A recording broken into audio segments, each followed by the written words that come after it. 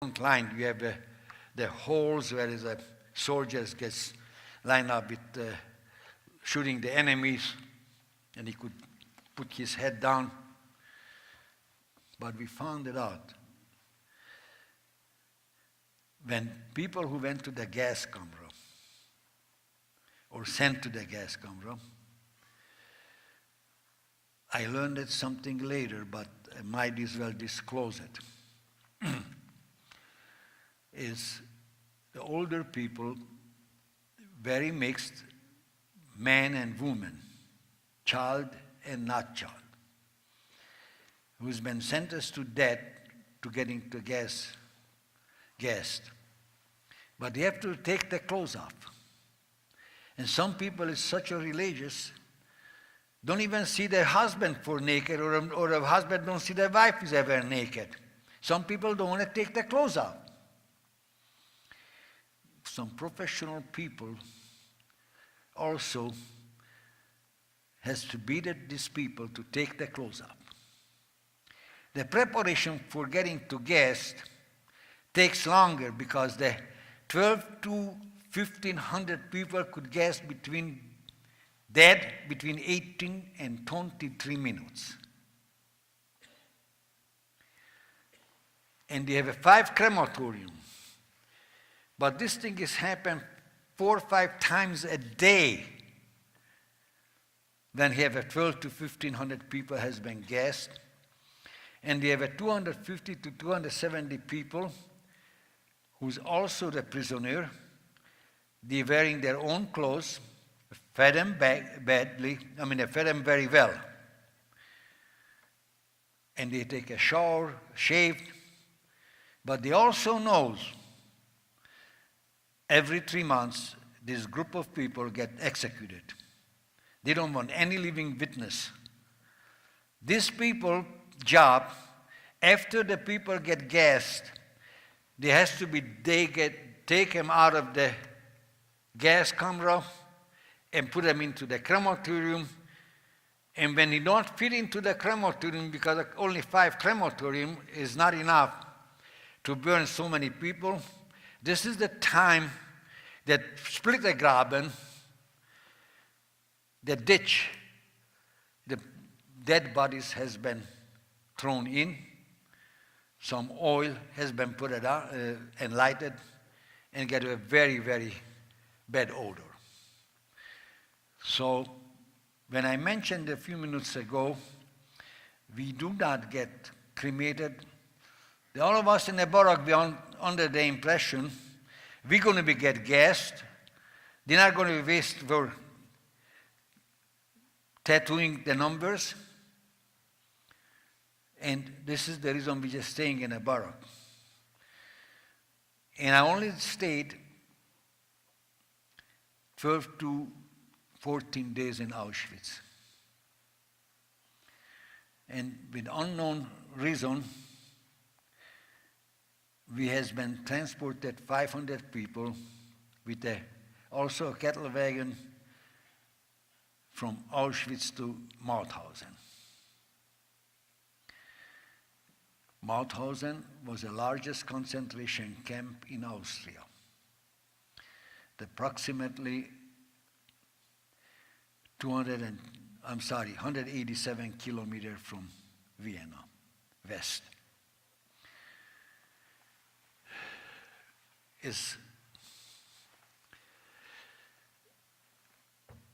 It's amazing.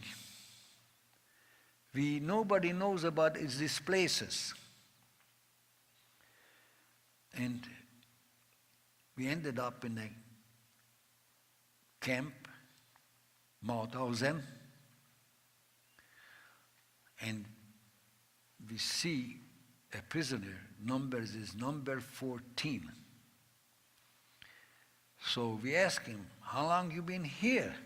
He said, since 1938, August. That was the first. Austria has been occupied by the Nazi Germany at 1938, March 14. And we asked him, what is going on here? Oh, they have a stone, have to cut, and the thing is improved. What does that mean that improved? Well, when we started, when in the morning, just for instance, every 100 people go out for the cutting the stone, out of the 100, maybe 17 to 23, 26 come back, the rest of one is died. Now, 1944, when there's 100 people going out in the morning, maybe 80, 85 is coming back. Well, that's, compared to his statement, is a big improvement. It is very scary. I was not even 15. And the daily basis of food, I figured it out by kilogram to 144 grams. That's probably 1/3, because 1 pound is 450 grams. Is in about a 5 decagram, not a butter, maybe some jam or some different unknown, not a butter.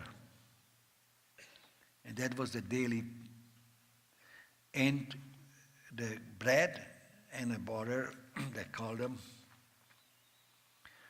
And we have a dörrgemüse. The dörrgemüse means the sugar beets leaves. They made a soup out of it. That was the main course. And average people only after 3.5 or 4 months, they lost a tremendous amount of weight. From Mauthausen have a 49 sub camps in Austria. And I ended up for one of the one famous city called Melk. Melk has an abbey. It started built 1042 and finished at 1086, but it still exists. The largest bibliotheca in the world and handwritten in Latin. The camp what was there in the First World War was a military camp. Make a temporary bridges. But 1944, April 15, that military camp is converted to concentration camp. And we ended up I ended up in the beginning of June. I remember the D-Day for Tuesday, June 6, 1944. This was the second day I worked in a tunnel. And we have a great hope. Some Vorarbeiter from a civilian able to bring the local newspaper, Volktischer Beobachter, in heute Frühmorgen im Weisen. Well, but a few weeks later also found out someone tried to kill the Führer, Stermberg, but it's not helped us. The average daily death were 9,000 people prisoners. Beginning is 3 to 5 a day.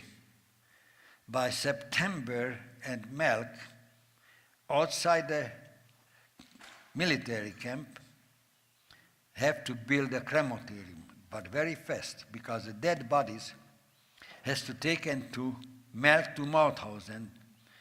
They have a crematorium, gas camera, and so many people died, Melk has to have their own crematorium. The camp commandant name is Julius Ludolf. He was a Hochdeutsch. He was a taxi driver in Berlin, but he volunteered to the SS. And before he came to Melk, he was also camp commander for the Loy Pass. And he's a war criminal. He has been executed in 1947. But I just try something to say about Julius Ludolf, a camp commander, Obersturmführer. 1944, June 14,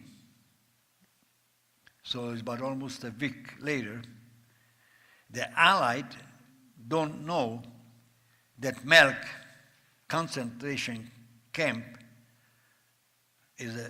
they thought it's still military camp. And in a camp, they have a 9,000 prisoners, and we have a 3 shift, the day shift, the afternoon, and the night shift, making the tunnels for a V1 and a V2, the rocket. And they bombed the camp. We have approximately 300 people died. There's almost 800 people for the afternoon shift, and the night shift also get injured. And 14-person prisoner tried to be escaped. Now you got to remember, we have a bald-headed, and every 2 weeks we get shaved in approximately 2-inch wide stripe from the front to the back. And every month our hair get cut. So it's very visible. The cap, what we get, the prisoner cap, is not covered our heads.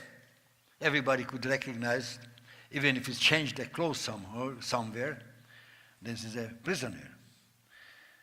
So 14 of them tried to be escaped, and the bombing is happening between 11:30 and 12 o'clock. And we came in after the day before I came back from the working in a tunnel. They're all people who still stay alive, has been in the upper plots. As in the upper plots also brought in for a 14-person who get captured, who tried to be escaped. The gallows has been set, and all 14 has been hanged. And I think I'm not farther for the first row, the gallows like in the first row here. We have to watch it. Only one thing I could say, those 14 people not cried. The message, don't be afraid. They want to terrorize you. We're not afraid to die. They don't speak one word, but that's the message most people had. But to continue on this issue, what I've been saying, they have a Schusterei, the boots and shoes repair shop.